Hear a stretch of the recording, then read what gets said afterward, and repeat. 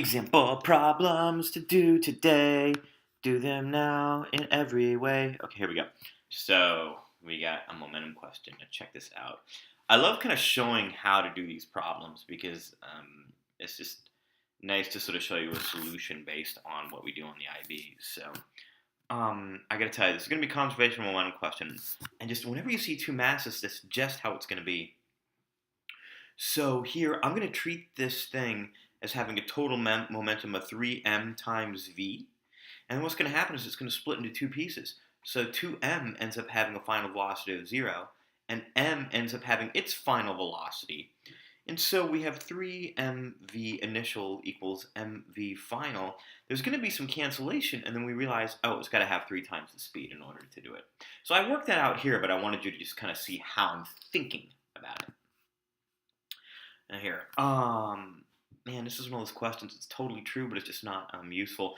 I'm worried about this one. I'm gonna actually write something in red here. I'm worried that I actually messed this up. So this might be wrong in the packet. So I'm just gonna say this right here. I'm gonna work this out for you right here carefully. So we've got a 1,000 kilogram vehicle. It's going at 5 meters per second. And then we have a 500 kilogram vehicle going at 20 meters per second, but it's going the opposite way. And I think that's the thing that was missing in the packet, okay? So now we're going to end up getting is 5,000 minus 10,000 gives me a momentum of negative 5,000 Newton seconds. And if we take the absolute value of that, it's going to be 5,000 kilograms meters seconds to the negative 1. So it looks like I have the correct choice, at least in this version of the packet. I'm worried that the packet that I passed out to the boys section is not correct. So please take note of this in problem 2. And then problem 3, I'm gonna zoom in on this one a little bit. We got this thing hitting a wall and bouncing back. This is like the typical, God, they seem to do this one every single year. It's ridiculous. So you have something bouncing in with the speed u, and it bounces back with the speed v. And here's the thing. It's like the one trick that they always leave out. You see how it's going to the left? Well, left is negative. So just shove a negative. I would just say put a negative sign right there, even before you begin the darn problem. And then here's what we're going to have. We got an object bouncing. That's going to be an impulse problem.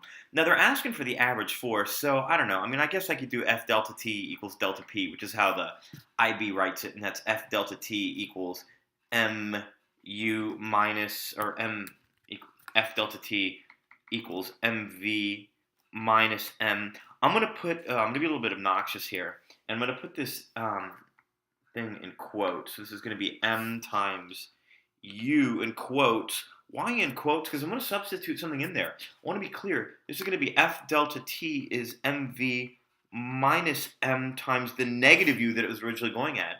So when we actually solve for the force, we're going to get MV plus MU over delta T. Okay.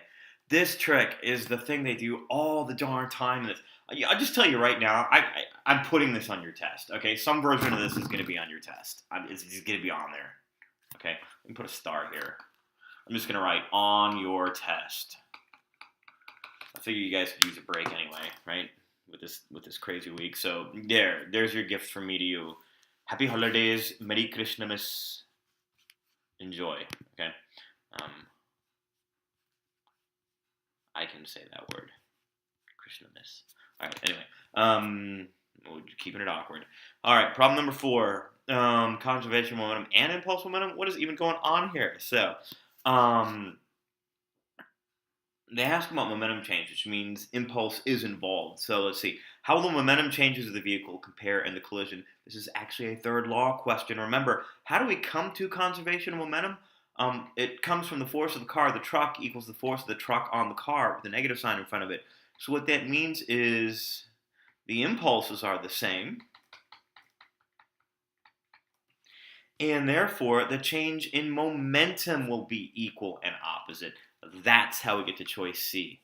Okay? And I kind of wrote a little bit of it out here, but this is really, it's important we kind of get this down. Okay? It's in your study packet too. Now, a force acts, we want to know the impulse. Man, this is just going to be area, just area. Here's another one I'll put on your test. on your test, I don't know, maybe I'll get like really sassy and put like a rectangle on there instead, okay? Or a trapezoid. Like, what can I really do with this? I could give you like one of these triangles. I could give you a trapezoid. I could give you a rectangle. Like, there's not going to be a lot I can do with this, okay? I mean, seriously. So you want to get the impulse. 1/2 base times height. 1/2. The base is 0.2. The height is 10. That's going to be 5 times 0.2. Ooh, 1 Newton second. Sweet. I mean, it's just not a lot I can do with that. That's one of the reasons why I put this unit near the end of the year, is I was hoping to give you some low-hanging fruit to boost the grades. I mean, that sounds really cynical. I will also say this is a really important part of IB physics. It's good, solid, honest physics. It really is. It's something you need to know if you're going to continue with this business. But it just happens to be a topic that lends itself to a lot of high scores on tests. I mean, I'm just putting that out there. All right, number 6. Once again, the thing hits a wall, rebounds to the right. I swear, like, all they did, this is number 4, but they just changed the letters. We're going to go in with a speed v1, but it's negative. We're going to go out with a speed v2. So, what's the force? The force is going to be, you know what? F delta t equals delta p. So we got F delta t equals mv2 minus m negative v1. So when we get the force, that's going to be mv2 plus mv1 over delta t. I guess they factor the answer, so we're going to get choice A. Same thing. I mean, there's just not a lot we can do with this. And then number 7, I think this exhausts just about every momentum question we can give you. Here's a momentum conservation question. So here we go. We want to know which one's the correct statement of conservation momentum. So I'm going to assume they want directions here. So I guess what we're saying is px minus py equals px plus py, just going by conservation momentum. If I'm really going to go with that, then what that forces me to conclude is that B is the answer. I think it's just based on sign. I really couldn't see anything else going on with this. So, gosh, I mean, this is it. This is really what you need to study for this momentum test. I am really sincerely hoping that grades get boosted with this. I'm going to put one like this on there too here.